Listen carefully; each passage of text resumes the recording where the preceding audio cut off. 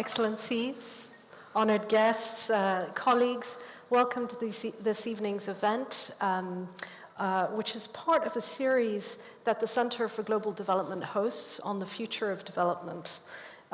You will see some small cards on your seats. If you would like any further information, you can scan the QR code, which you'll find on your seats.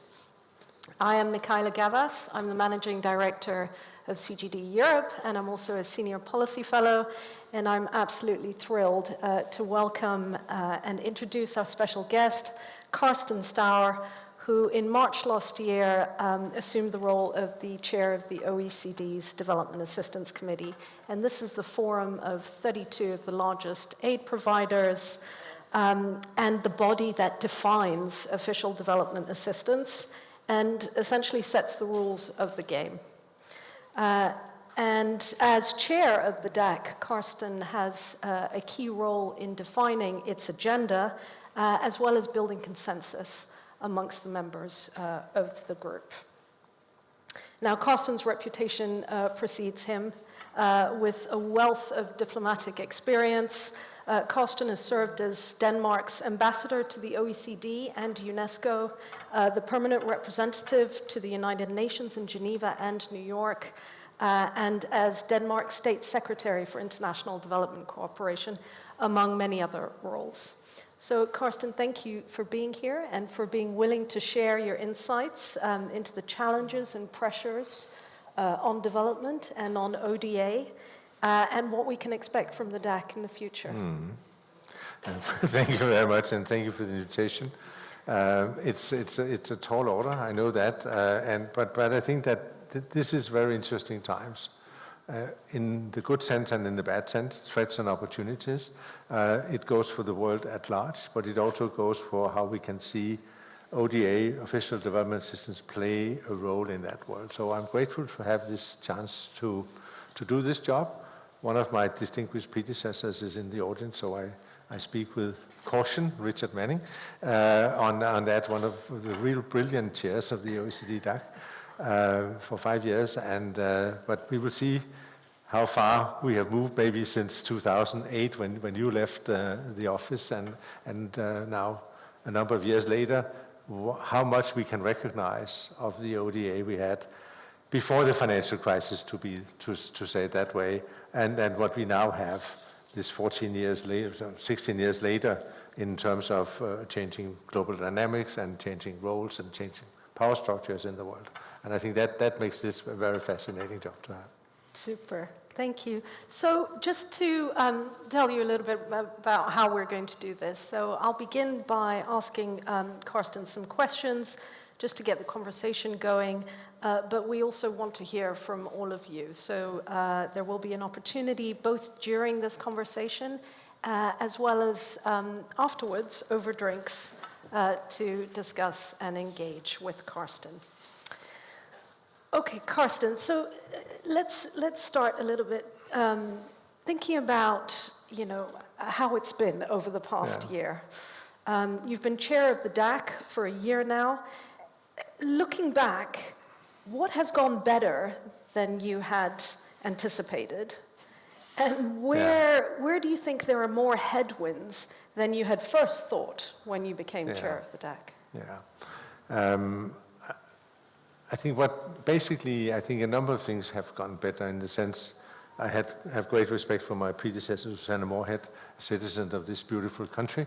But it's very clear that what we have been faced with, I think basically, I would say three different things that had.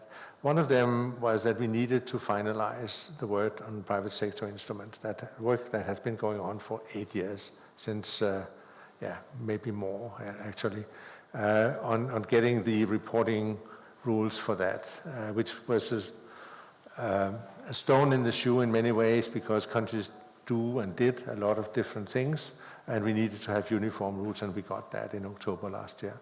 And that, I think, is really bringing the modernization of ODA, the program of work that was established in 2014, to at least a temporary conclusion. So that's a really tangible kind of outcome of the work.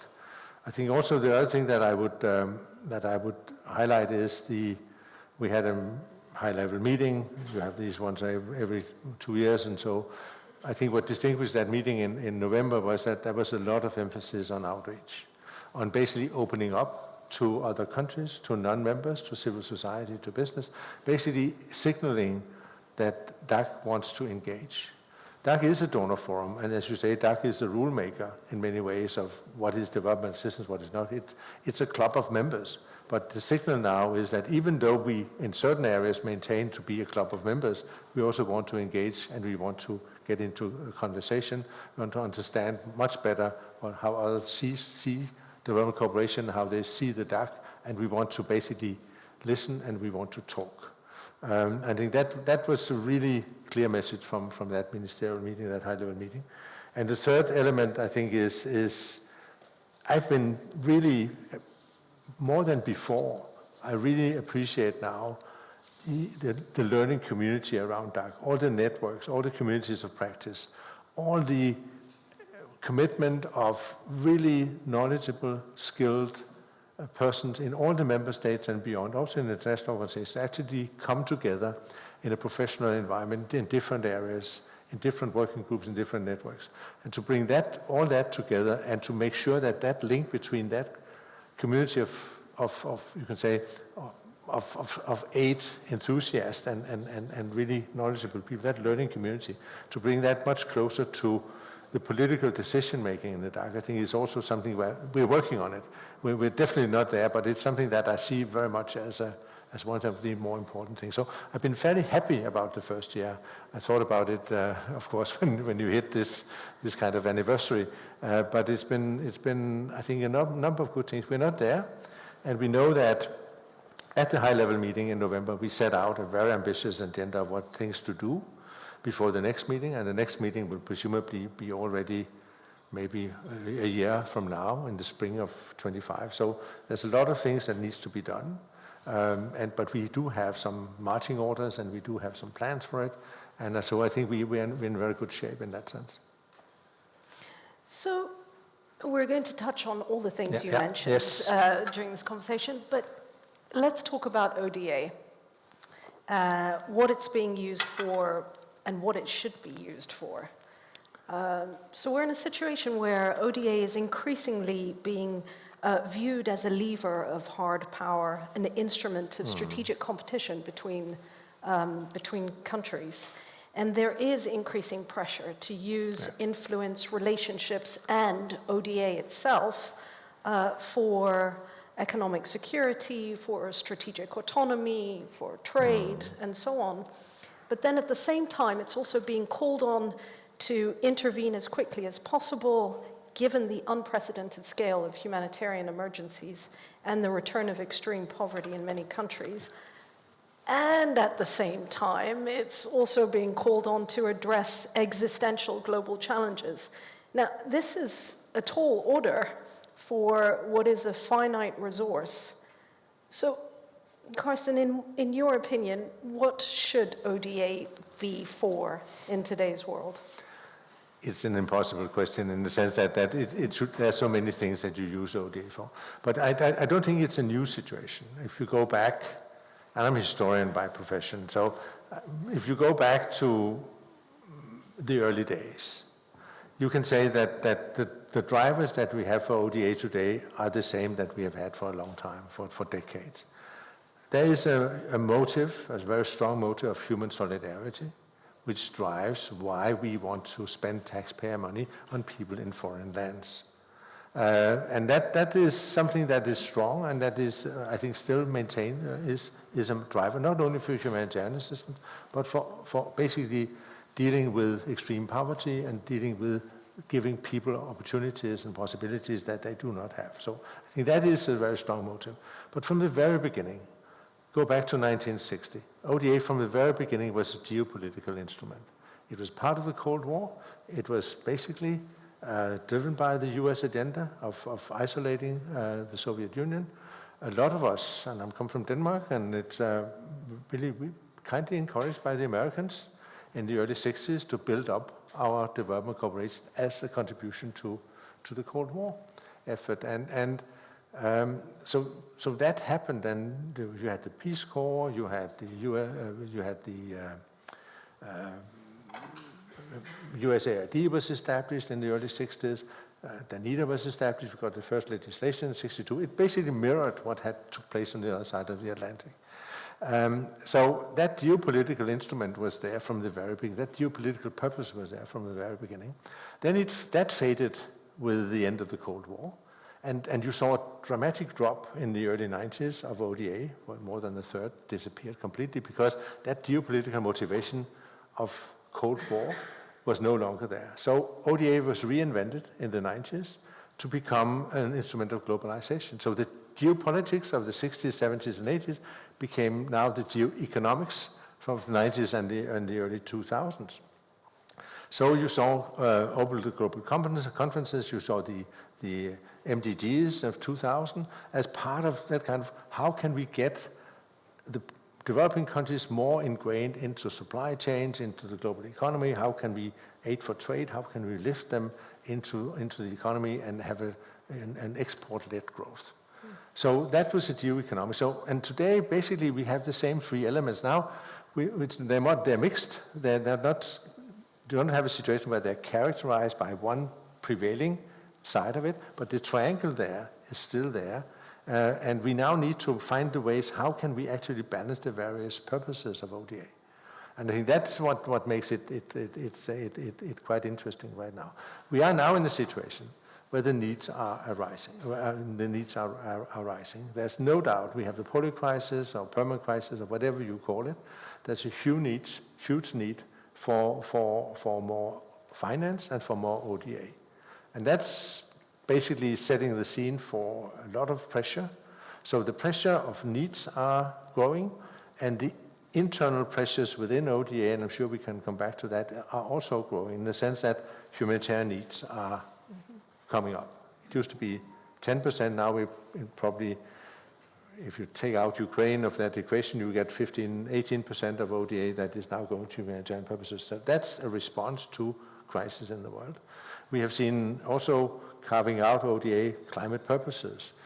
The intricacies on some relationship between climate finance and development finance, but basically the share of ODA that is directed towards climate is also growing. We see a growing share of ODA being used in donor refugee costs, 15% of all ODA in 22. We see a growing share of ODA being used for Ukraine. Ukraine came up dramatically in 22, of course, and naturally so, because there was a unique political situation that we needed to respond to. But there's also things that have an influence on how this funding is used. What we see, and I think that is really a positive part, is that we see an increase in ODA. ODA has gone up every year since 2019. We don't know what the 23 figures will be. We only get that in 11th of April. But ODA has kept growing, but at the same time, it has also rearranged, or all our funding decisions has rearranged how we spend it. And there is something there that we need to discuss, and that primarily is discussions that countries would need to take as a budget ODA, but where the DAC can provide a framework for discussions and commonalities and common analysis of what are the actual factors that goes into this equation and how do we solve it in the best possible way. And I think that's also part of this game. Development assistance is, of course, the spending of the money, the level, the distribution, the allocation will always be a national decision. But what the DAC can do is to provide some insights and perspectives and a discussion on how others are doing. And then out of that, we can have a more informed basis for making national decisions. So, Carsten, what advice would you give to DAC members on how to prioritize then and allocate ODA to then maximize impact? I don't think that you can make a generic recommendation. We all come from different places, and the reasons that we provide assistance and how we allocate it have historical points of departures. And it's very important, I think, in all countries that you maintain a link to your past and to the basic compromises and decisions of the past that has created certain allocation patterns. And there, it's very, very, Denmark, you would say, almost handheld camera in the sense that it's very, very specific in what the, and I've been, one of the things that I got into in this job has also been, I've been doing much of development cooperation, so I haven't really done a lot of intra-EU, and especially not in EU enlargement in my life as a diplomat.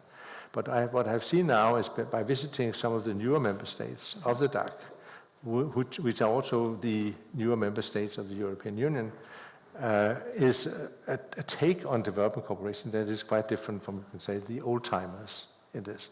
And that has learned me that anchoring this in country-specific situations and circumstances is very important. And what you then can do is try to create some incentives to maybe to do some in a more collective way of working. And I think that is one of the great advantages of the DAC, is that there is a kind of a soft coordination, at least trying to present some ideas of how we can do things better, working collectively, how we can utilize the good and positive experiences of some, and how that can inspire others. I think that is really a key element in this. But I come back to that you have to be sure that you maintain a political support for what you do, and that goes in all countries. There is a budgetary fight, and it is not diminishing with the threat of Russia. We see right now, of course, a huge pressure on military buildup in all our countries, and we need to do that. It's the right thing to do. There is a security threat that governments need to deal with, no doubt about that. But at the same time, of course, we also need to maintain a global view and a long-term perspective on how that immediate threat is actually linked to or seen in conjunction of the more global perspective, which have a climate and a poverty and a stability aspect at global level. So I think to get those things seen in a more holistic way, I think is one of the challenges. And again,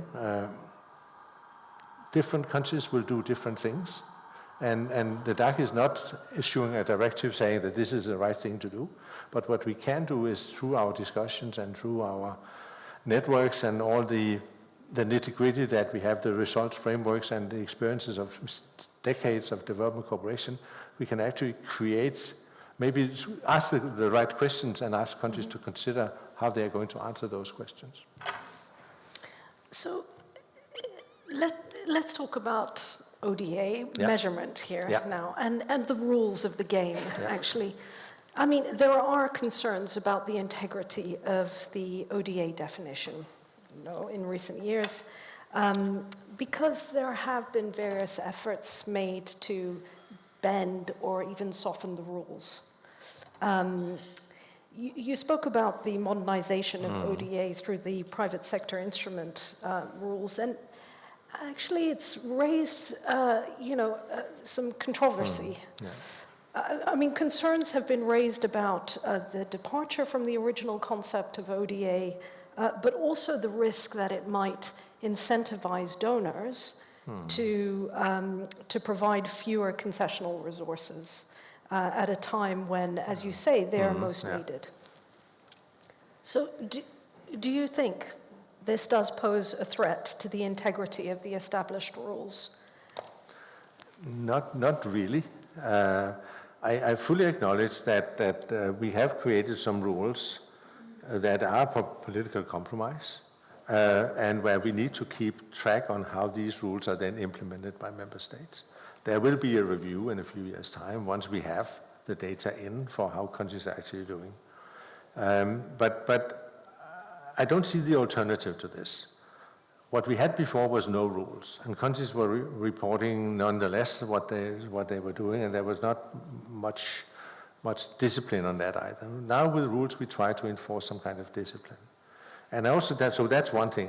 I've asked the question: is it better not to take the decision that we took in October than to take that decision? And I haven't had anybody saying that, yes, living without any rules is better than having rules.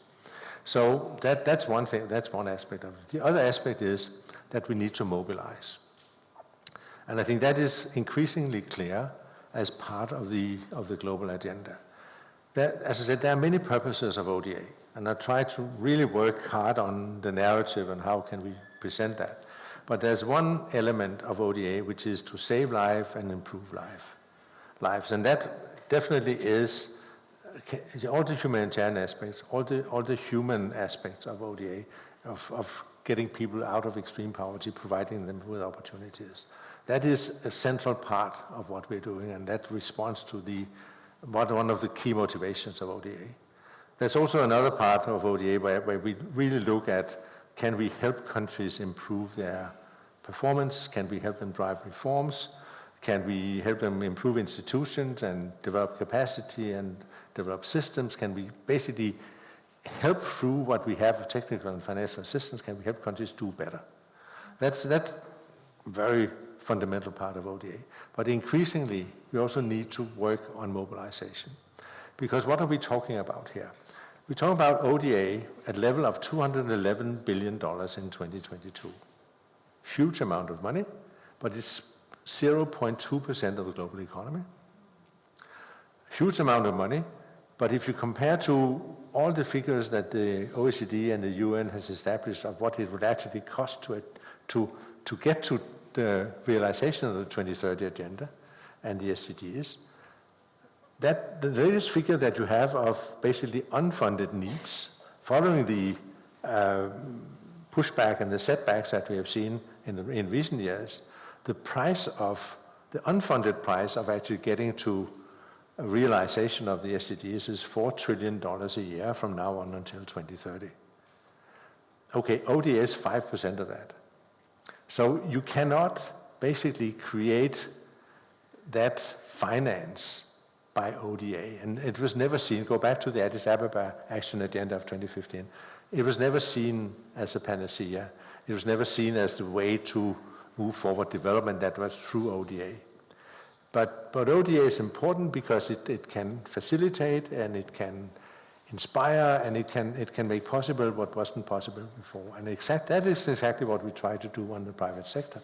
We know that there are a number of potential investments, a number of potential expansion of trade opportunities that actually are not surfacing because there are not enough capacity in the system, not enough funding, that we need to give it a little bit of an extra push in order to make it work. So we try now to see basically how can we use ODA to do more mobilization. And there are three very clear aspects of that.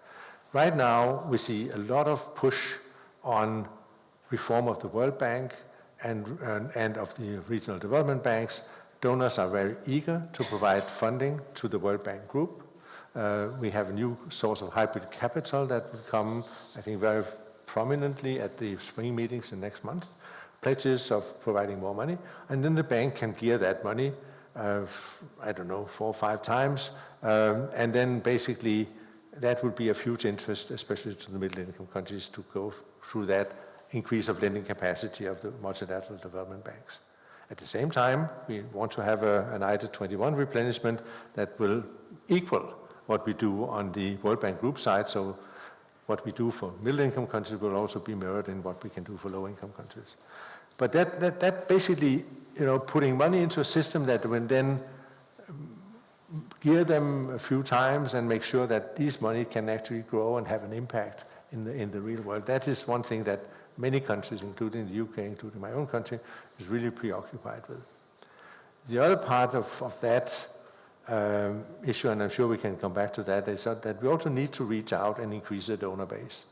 There is a huge appetite, and coming back to the high-level meeting of November, to reach out and engage with other providers of assistance, to be sure that we have, for instance, a meeting in early May where we talk to the Arab countries, have a DAC Arab dialogue. There will be a meeting with Latin American countries in Madrid in July. Basically try to establish a better, broader framework for discussions about aid, not necessarily ODA in the sense that it's defined in the DAC rules, but aid as such, and how can we work more together with other newer providers of assistance. And that is, Thailand is one example of that, and where we have had discussions with Thailand on what they do, and can we work more together, and can we develop some common frameworks around that can increase the outcome and the results. So that's the other part. And the third part is exactly that issue of private sector mobilization. We have development finance institutions. You have BII here, which caters for a significant part of ODA input. Again, put it into a system that can actually replicate and can actually increase the value of that money, because we need to make the pot grow, and there is only the amount of ODA that we have. And one point here is that this will not necessarily change the composition of ODA. Right now, we think we use 3 or 4% of ODA in general on blended finance instruments.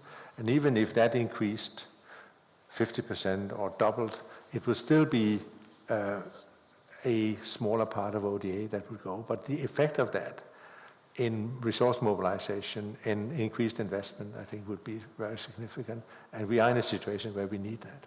Mm-hmm. Again, I'm sure there are going to be quite a few questions around mobilization, and I will come back to it in a moment. But we've been talking a lot about more resources and the lack thereof. But let's talk a little bit about effectiveness, because as the gatekeeper of ODA, the DAC also has a role in fostering understanding of what constitutes effective development, and mainly through its peer learning process and so on. So in your view, what does constitute effective development cooperation in this changing landscape? And if you could, would there be any role models that you could point to? I would hesitate to select any role models here, but I think that what we have, of course, is a challenge to make the best possible use of the funding that we put into this. So you need to have, and we go back to the 8 effectiveness principles of Paris and Accra and Busan. Local ownership is a key part of it. And so basically, you need to hit the wave in the right circumstances, so that there is a clear engagement from your partners in what you're doing, and you have a framework to achieve things. I think that attribution is quite important here, and I think that maybe once in a while we go a little bit overboard in talking about our results framework and what does ODA create of results. It is not our results.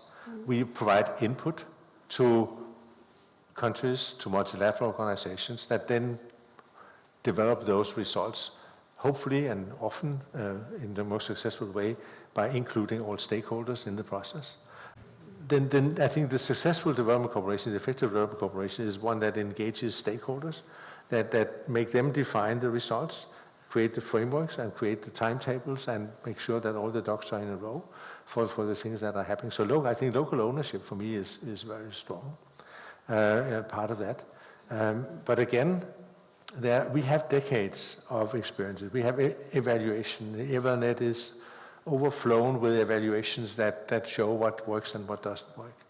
What we then need to be sure is that all that body of knowledge, of evidence, is put to use. And that is, I know that from my own time as head of DANITA, that is a challenge in all organizations, that we actually know what works, and often we fail to draw the lessons of that in what we are doing. And that's a constant, I think, learning moment for us. And that's where the professional networks that we actually create in the DAC are so important. But I think that the effectiveness agenda is very strong. There is a tendency that when new problems arise, we try to develop new institutions to solve them or deal with them. That is, I think, inherent in the way the political world works, but it's not always helpful when we try to deal with problems in isolation, in vertical structures. And there are maybe, I think in the health sector now, maybe a bit of a rethinking on how we deal with health, where we do have a lot of vertical structures, and we may now need to work more horizontally and with a stronger focus on primary health care. That's not a new thing, but I think there's a momentum to go down that road now. Mm-hmm. So, and we can find a number of examples of things that works and doesn't work. I'm sure that all development agencies have two books. They have one of their success stories, and they have one of their utter failures. And we need to make the first book a little bit bigger one and maintain the attribution issue. Mm-hmm. Because that, I think, is really important there. And it's like in any good political system that if things works well, it's the minister's blessing. If things work bad, it's the civil servants that has done a poor job. So that's the way that it works in many ways. But I do think that part of what we need to reflect is that we are not entrepreneurs as donors. We are facilitators, and I think that may be a challenge, but I think there's a solid pushback now from many countries that say that we have a lot of knowledge of what works and what doesn't work. We ask for your help on these and these specific inputs, and then we can provide it. And I think that balance of power between the donor and the partner, I think is probably now being, and is developing in the favor of the partner, which I think is a good thing. Okay, so you mentioned, the DAC's outreach activities, sort of engaging beyond the DAC. And in fact, some of our recent work actually identified that there are at least 85 countries in the world today with institutions for managing outward cooperation. But the other thing we found was that despite the increasing need for cross-provider collaboration to address things like global challenges, particularly between DAC and non-DAC providers, collaboration actually remains limited. And one of the main barriers to this collaboration, cooperation, is in fact a lack of trust between providers. Yeah. So tell us a little bit about the DAC's efforts to engage beyond its members, and how do you overcome this obstacle in your engagement? You're right, there are many providers outside the DAC. At the same time, look at the IDA replenishment, the last one, more than 80% came from DAC members. Look at the funding of the UN development system, more than 80% comes from DAC members. So there are a lot of providers, but most of them are with a limited scope. And what we, of course, would like to see is that, first of all, that some of the lessons that have been learned through decades of development cooperation within the DAC can be inspirational for others, and some of the reporting systems that we do have in the DAC can be also inspirational. There has been developed a TOSD, Total Official Support for Sustainable Development metric, together between the OECD and UNCTAD in order to create another framework for reporting, which should be more inclusive in the way of attracting inputs and cooperation with other providers. The challenge of the DAC in many ways is that we do have really good, I think we have really good metrics and really good reporting requirements and systems, but at the same time it's very clear that the concept of ODA is linked to the 0.7% target and commitment. So, and to go back in history, go back to 1970 when the UN adopted the 0.7% target. That decision, in the next paragraph, we adopted, at advanced economies have to provide 0.7% of their now GNI for development cooperation to support other parts of the world.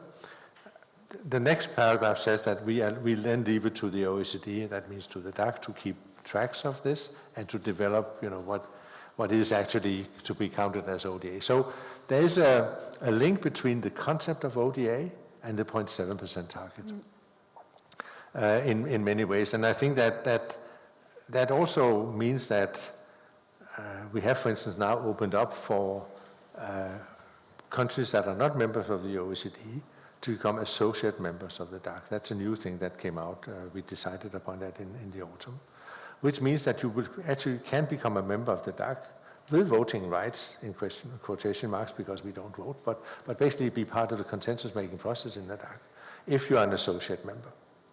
But at the same time, if you're an associate member, you also put in the list of donors, and your GNI per capita and so on will be out there.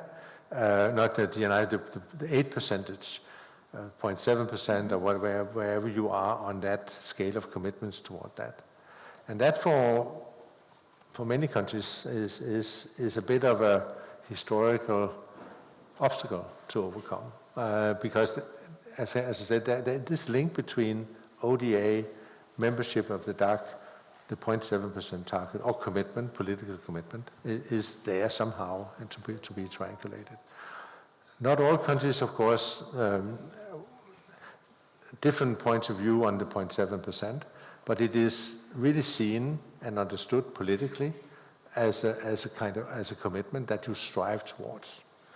So the discussion in this country of being 0.5 or 0.7, the discussion of with also newcomers into the DAC of where they are, the EU commitment that at least all member states by 2030 should be at 0.33%. And all the expectations that all new EU member states should reach 0.33%. It's not set in stone, it's not legally binding, but it is political commitments that through the DAC, through that link between DAC ODA and the 0.7%, that countries actually sign up to that. And that creates, in my view, really good, strong political drives, because you have a lot of metrics that will assess flows from one part of the world to another. But what distinguishes ODA, that measuring of flows is linked to the idea and the political commitment to do more than most countries are doing. And that is part of the political discourse and discussions in most member states. And some have created a more strong political commitment to 0.7 than others, but all are aware that this commitment is there, and it's something that will be measured against. Mm-hmm. So I think that's a subset of issues around ODA, around the DAC, that has to be taken into account, which means that not all countries will feel comfortable becoming members of the DAC, but what they can feel comfortable with is to cooperate with DAC and make use of DAC instruments and DAC reporting issues and DAC experiences, and the whole body of work that is there, and come much more closer to work. And that's why I see, for instance, the professional networks and the communities of practice as something that can encourage all other participants in civil society and the business community and so on to get into that discussion. And we need to maintain open in those discussions and to be sure that we are as inclusive as possible. Great. So let me just ask you one last question before we open up to everybody else. And this is really sort of about your aspirations, the aspirations of the DAC looking forward. I mean, nearly a decade has passed since the Addis Ababa Agenda for Action, since it set ambitious goals for official agencies to leverage private investments, both for climate and development initiatives. But there was, and there continues to be, a big expectation that donors and official development assistance would be a catalyst for mobilizing large amounts of money. You said so yourself. Yeah. But actually, the results have been really disappointing. Now, we have the 4th Financing for Development conference, which is scheduled for next year. So do you anticipate any changes this time around? And what role will the DAC play?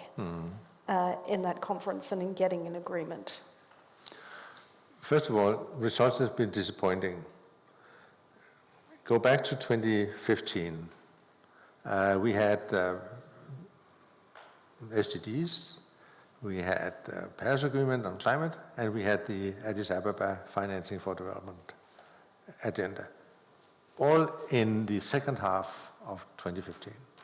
After that, go to 16, 17, it didn't look that bad.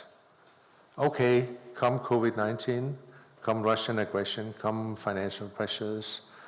A lot of things have gone wrong in the past 3 or 4 years.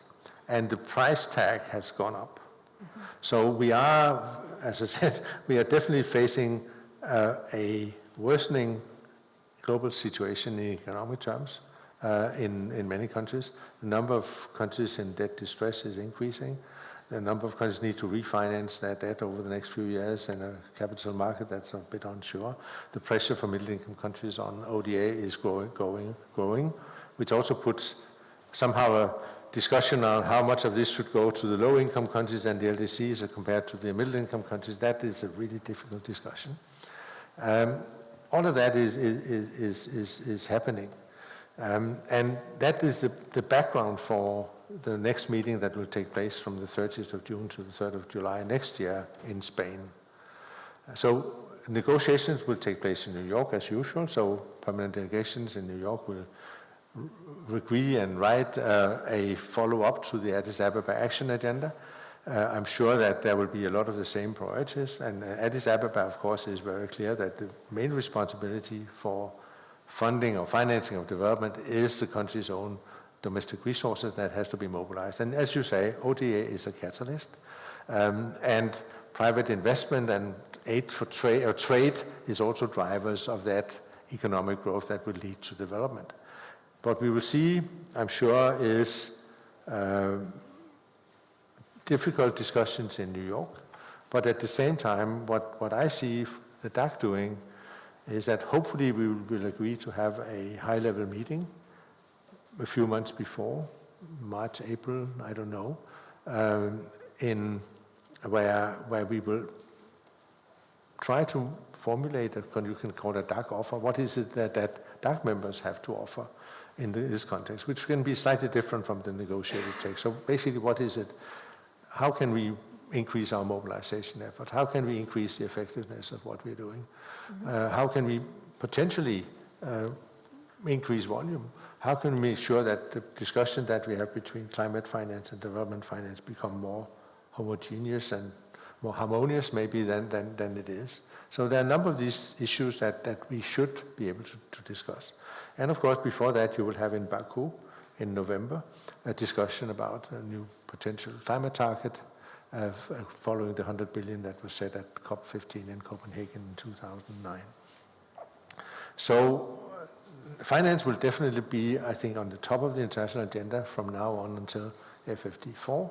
And we will try to get involved as a DAC and see whether we can find some way forward where the DAC can come forward with things that it can offer, its members can offer, to alleviate the present situation and improve what is basically the whole idea of development cooperation. We want to improve development and living standards in other countries.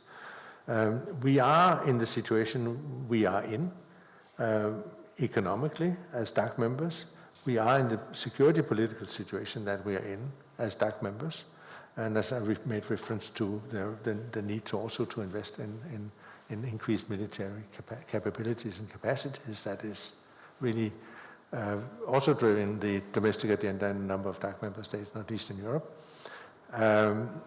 But within that framework, I think we need to do as much as we can. And for me, the main argument here in that, and I think the one thing that we need to focus on is that if we are to do the wise thing and the right thing, we need to not only focus on short-term threats, but also on how we can, if we invest in a positive way now, it will be cheaper for us and it will be better for us to do that now than wait.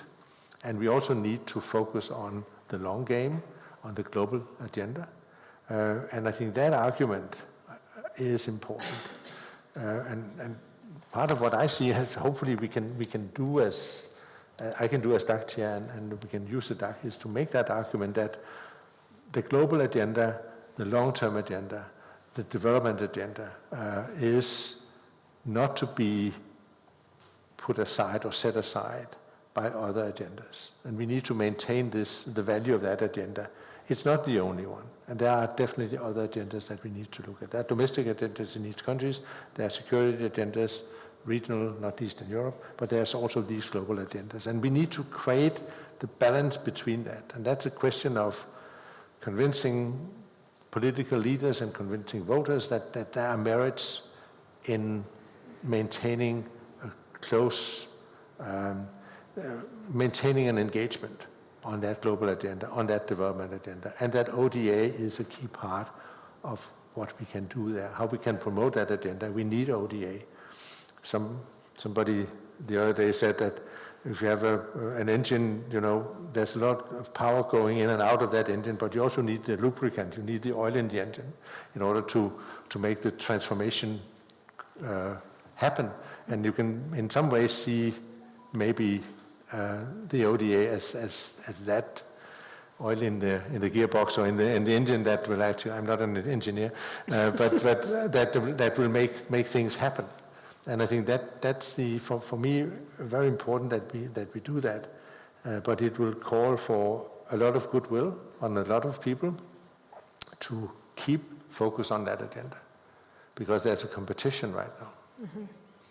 Great. Thank you very much, Carsten. Right. Let us now open up the discussion. So please raise your hand and introduce yourself. And Tamson, you were first up. Go ahead. Thanks very much. Tamson Barton from ICAI, the UK's foreign aid watchdog. Yes. I'm glad to hear that recognition from you. Yeah. So I wanted to pick up on your points about the link between the rules, the integrity of ODA, and the targets, the spending targets. Yeah. So you'll be aware that this is an area where we have looked in the UK at the management of spending targets and what's been happening. And from here, and as you mentioned, in fact, for all DAC members, one of the most striking things is that there's been a negative impact, if you like, from the power of targets, because it's created a push to damage the integrity of ODA, which you described as flowing from one country to another, and yet 14% of DAC members' ODA is actually staying in their own countries. In the UK, last year it was double that. We've also seen the same kind of pressures when it comes to areas like research, where countries are effectively just funding themselves. In the Newton Fund in the UK, 90% of that money never left the UK. So is it time to delink spending targets if you want to preserve the integrity of ODA? Super, thank you. We'll take a few more before going back to Carsten. Yes, the lady there.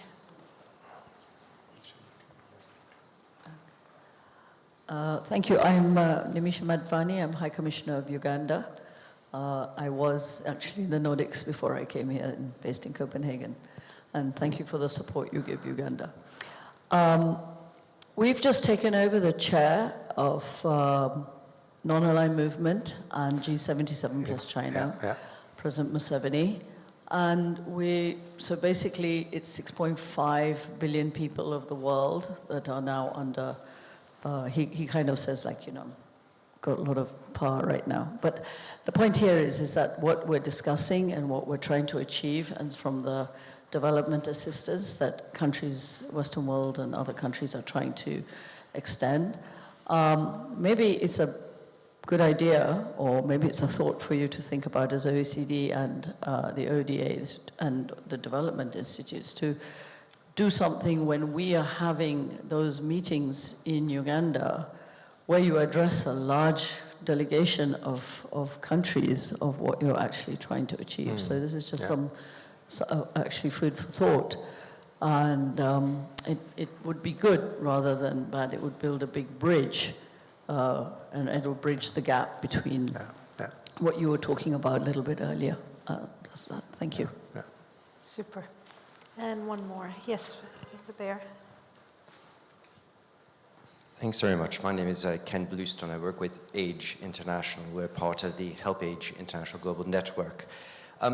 It can be argued that one of the measures of the effectiveness of the global architecture is the extent to which it's meeting the needs of those who are most in need. Yeah. And undoubtedly, one of the least visible parts of the international development framework are those people who are in later life.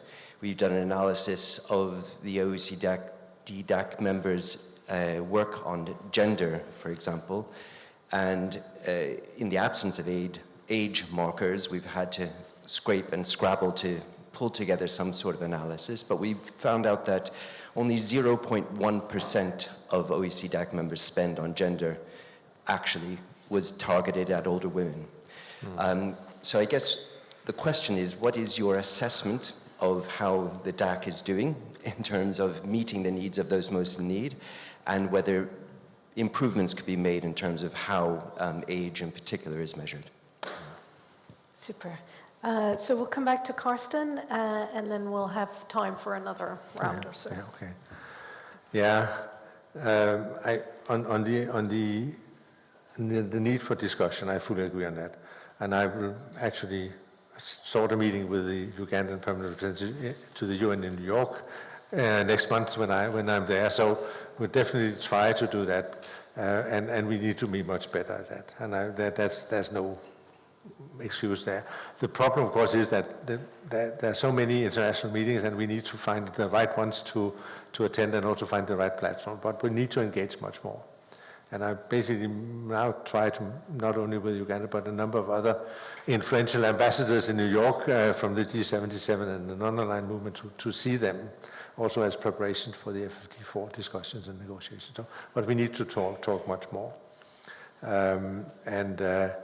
I also appreciate in the British white paper, I think the very wise reflection in that, I think it's on page 29 of that white paper, which says that we come to this with our values. Others may not necessarily agree to those values in full, but we work on what we have in common. And I think as an entry point into this discussion, I think this is a very wise observation. On the in-donor refugee costs, it's a complicated issue. I have written a blog on that a few months ago. And my point, of course, is that there's a history to this. These rules have been there for 30 years. There are a reason behind it, which saw them as part of humanitarian efforts. If a Somali refugee goes to Kenya and you support that person through ODA, that is ODA. If that person goes to London, and then you have had the rules to say for the first 12 months, you should actually be able to support that person in the same way, humanitarian measures.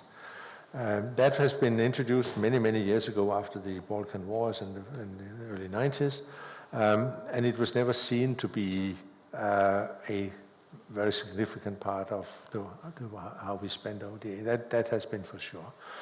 We saw an increase of that in the European migration refugee crisis in 15-16, where it came up as a more significant part of ODA than it used to be. And then the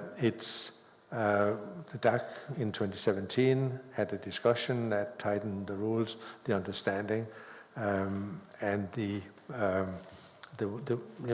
basically to be sure that people or countries were reporting in the right way and so on. And now we saw with especially the influx of Ukrainian refugees in Europe, but not only Ukrainians, a huge take-up in 22. And as you say, we went up to around 15% of all ODA. And that, we will see where we are when we see the 23 numbers that will come out in April. But it is something that is I think, of concern to a lot, that We have rules here, and it's very clear that countries can report. It's also very clear that countries have chosen different ways of reporting. Some have not reported those costs at all. Some have reported them additional to what they were doing. Some have reported them partly additional to what they were doing. Some have reported additionality on some groups and not on other groups. Some have reported it within the budget that they have basically allotted in the first place. And there's all kinds of ways that countries have coped with that situation that arose first in 15-16 and now in 22. It will be for members to decide what to do with it. Any kind of change of rules will, of course, necessitate or be based on consensus. All 32 member states need to agree to things. And this is a politically difficult issue to address. So let's wait and see where we are on the 23 figures and whether there are countries that want to take this further as a discussion. I can easily see the challenges here, both in substance but also in political processes that will come.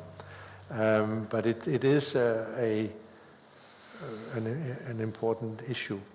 And it's, as I said, it's not only Ukrainians. It's very clear from the figures that we saw that this is for a large part it is about Ukrainians, and that will somehow fade if we don't see any more influx over the next few years. But there's also other flows into Europe of asylum seekers. So it's something that I don't have the solution to that, but I'm fully aware that there is a challenge there. But to have costs, and you made the other examples on research, if you invent a vaccine against malaria, it doesn't matter whether you invent it in Britain or in Uganda. It will be a good use of that vaccine anyway. So I'm not afraid of basically also doing relevant research in countries, but it has to be relevant research that has to deal with the problems that you face in the developing world. But there are a number of issues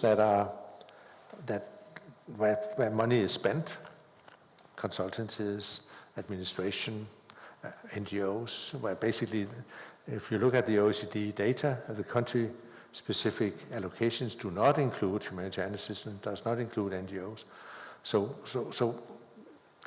NGO assistance is actually seen as going to the country itself, and then it's moved further out. So there are numbers of that. I'm not religious in that sense. That I think very much on the purpose and on the effect of things, and whether it does have aligned with the main targets of ODA, which is to improve the social and welfare benefits of people in developing countries. But that's why I come back to this notion of country ownership. It's clear that demographics are changing around the world. And what we see now in our own parts of the world, that we see an increase in 80+ category, which has budgetary consequences for our health and our care sectors. That also is showing in a number of different countries. So we are seeing changes, but I think the important thing here is that the OECD or the DAC cannot say to countries that you need to, create a system that takes it into account. What you can do is you can do research, you can do analysis, you can show the metrics and the positive benefits of doing things, and you can inspire. And I think that's where we, but eventually, that is something that countries would need to be sure that their health system and their care systems take into account the changing demographics over time. So the country ownership there, I think is fundamental to have these kind of changes. But it is a changing world, and it is dramatically changing when it comes to demographics, and not only in the rich part of the world. Super, thanks. I'm going to go to that side first. So, Ewan? Hi, I'm Ewan Ritchie from Development Initiatives. Thanks for an interesting discussion. In response to one of Michaela's questions on whether or not the recent rule changes had compromised ODA integrity, you spoke about the need to mobilize private finance with the ODA. And I think there was an implicit assumption that donors wouldn't invest in these PSIs if they're not able to count it as ODA. And so my question is, given that many development finance institutions earn quite a healthy rate of return, and I think in the case of Norway, a similar rate of return to the Sovereign Wealth Fund, why do they need the additional incentive of being able to count it as ODA in order to invest in these? And given the state of evidence on how much finance is being mobilized, is it worth the risk that it crowds out grant financing? Thank you. Super, thank you. And the lady over there. Hello, my name is Anne Hammerstad. I'm with the Gules Applied Knowledge. We're an aid consultancy. We work with ICAI, the watchdog here. I wanted to ask about in-donor refugee cost from the point of view of aid transparency, because it tends to be cost that's not reported in the same way. It's very much sort of grouped as one big lump sum. It's quite difficult, as you just said, that different countries have very different ways of counting in-donor refugee costs. So is this something that the DAC might be looking at sort of clarifying that more, you know, possibly what this conservative approach to in-donor refugee costs might be? Thank you. Super, we'll come there, and I'll take one more afterwards, so start. Thanks very much. Carsten, I know DAC chairs sometimes get blamed for being the countries, and I know you're not, but it was interesting to hear you say you had a mandate from the high-level meeting to listen to partners in what the DAC does. But I don't think I heard you mention recipients, I mean, other than the question on G77. So have you got a mandate for recipients to have a say in the definition of ODA? And if you haven't, what would it take? What would a mandate look like? Or what would the G77 or recipients need to do to raise the stakes in that discussion? Because otherwise, you know, I don't think ODA has ever shrunk as a definition. It's always expanding. I think without recipients, that will remain. Super, thanks. And then one last one there. Thanks very much. I'm Korean Butler. I'm from Chatham House. You described the objective of, as far as possible, bringing other donors into the whole kind of DAC process. And that, when you look at every other sort of OECD instrument, whether it's anti-bribery convention or the Paris Club, you know, that doesn't work. You have to kind of create something that is on top of that, the common framework in relation to debt restructuring, for example.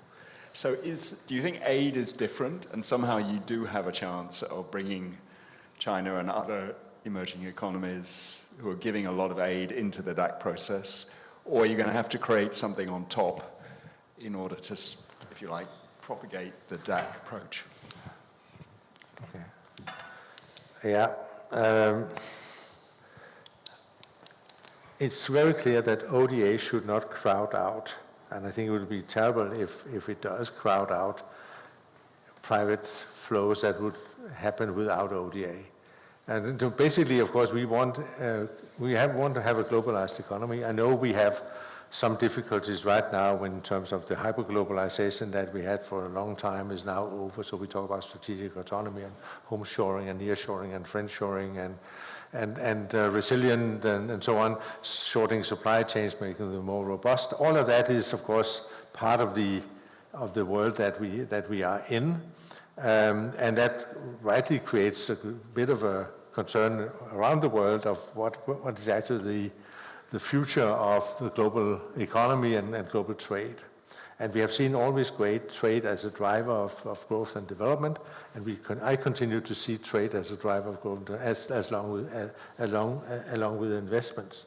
So if these things were flowing, I would be very, very happy, and we wouldn't need to put money into any of these instruments. The point is that it is not flowing.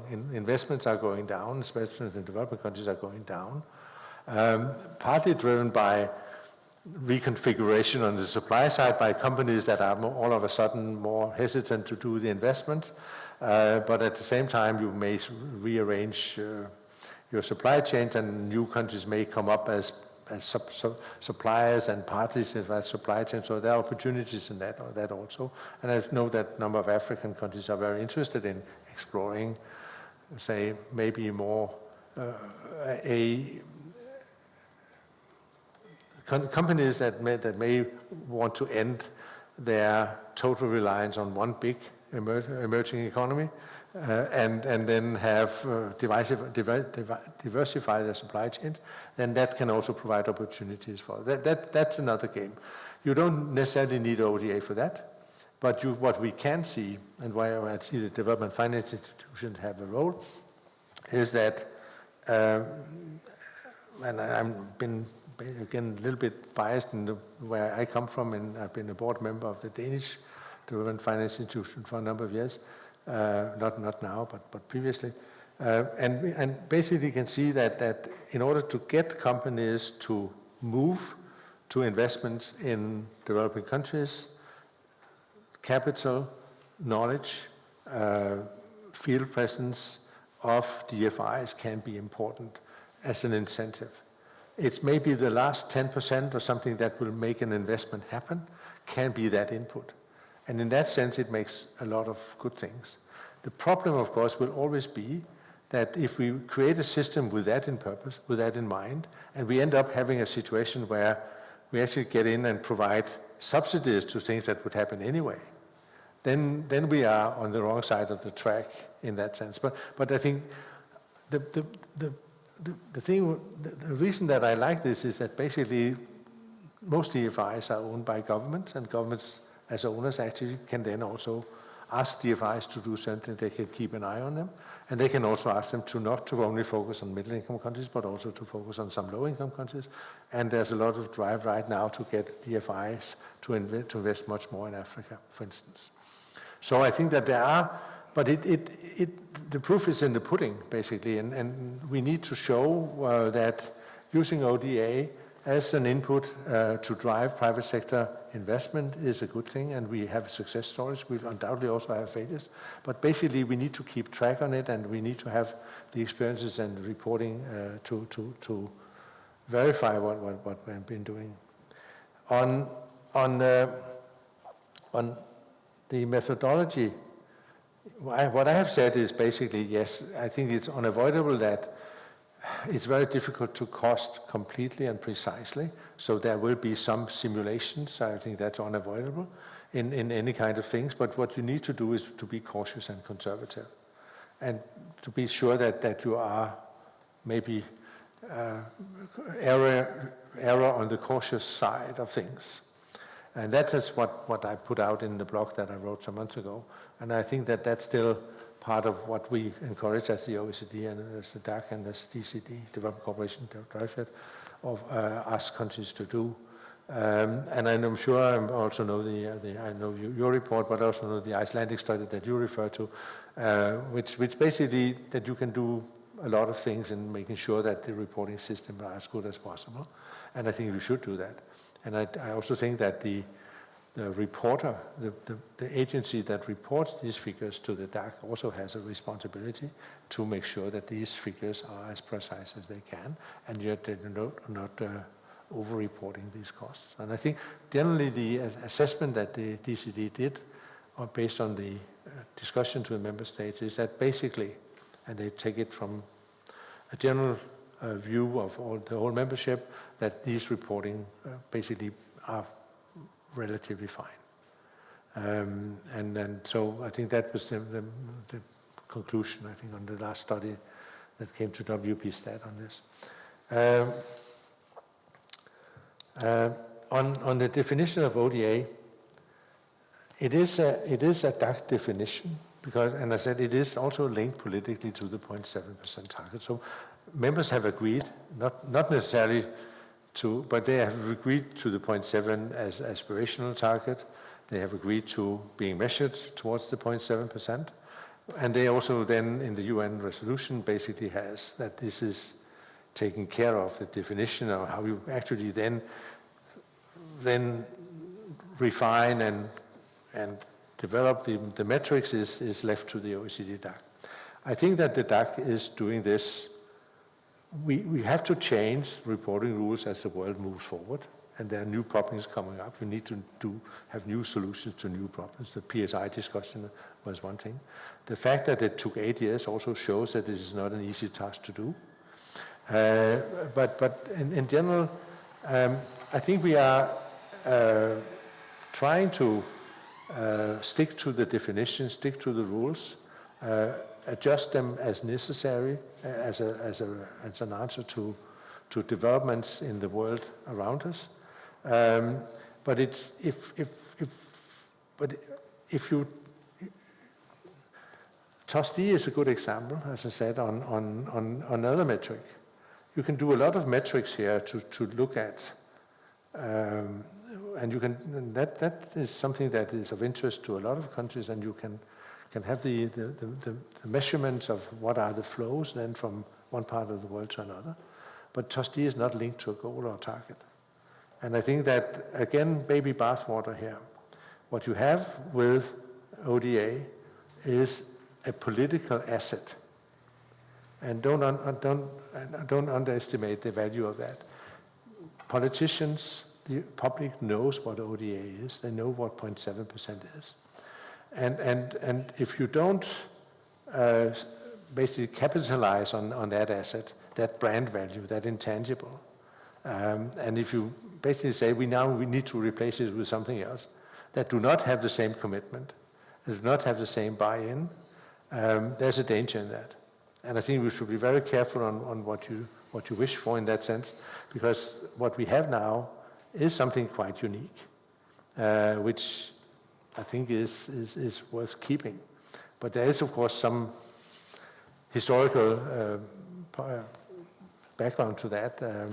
I think we should be more open in discussing how we actually then apply the mandate and why the definition is as the definition is, and how the reporting rules are established. And I think that is I think a rightful expectation of partner countries and of civil society, of business, that we basically are willing to have that discussion and explain why the rules are as they are. And I hope that we can have that more intensified discussion on that in the future. But I still think that the basic political deal was the 0.7 and the DAC linked to each other, which was 50 or soon 54 years ago, and it still has a political capital, which I would be hesitant to try all kinds of other processes that would lead to much less than that. And again, not let the perfect be the enemy of the good. That's I think what I'm arguing. On the issue of the point on the OECD, I think one thing that we haven't talked about is the whole the notion of policy coherence. And I think that you are right that it has been difficult. OECD, to a certain degree, unfortunately, is very much seen still a club of the advanced economies. Luckily now, there is a growing interest in extending relations with countries in Southeast Asia. You had a favorable opening of discussions with Indonesia about membership. We are talking with Brazil, Peru. So there is an opening up of the OECD as such to other countries in the world, based on the values and the acquis, not the acquis communautaire, but the acquis parisien, or whatever you would call it, of the OECD. But basically a willingness to engage. And I do hope that, and part of the discussions right now is that maybe at next year, just prior to FFD4, we can have what is now entitled an OECD-wide development strategy. There was one in 2012. But basically to open up a signal, a greater willingness of the OECD to engage with the outside world. Exactly because we need to work on the, let's say, maybe more limited kind of globalization that we see in the next decade compared to what we see in the 90s and the zeros. That we then need to be sure that we see eye to eye on how this will function and be possible. So I think that you will see the instruments are, we have a lot of recommendations in the OECD. I think we have 10 in the DAC, and then we have few declarations. And you're right that they are not subscribed to by many outsiders. And there are some instruments that could have a broader appeal if we were able to sell them better and to explain the benefits of these instruments better. And I think that there is now a growing interest in the organization to work more also with, for instance, the UN system and with other international organizations to do more joined up work on different things. And that will also hopefully benefit not necessarily the one organization, but the whole multilateral system and create a system that is more in sync and more working together. Also because the multilateral system is not a given. And we see a lot of splintering efforts and effects of that. So those of us who believe in the multilateral system, believes in countries working together, we need now maybe to take that belief and strengthen the collaboration between the different parts of the system in a better way than we have been doing. And I think that's a sentiment that you, I think, can feel across a number of OECD member states as well. Super.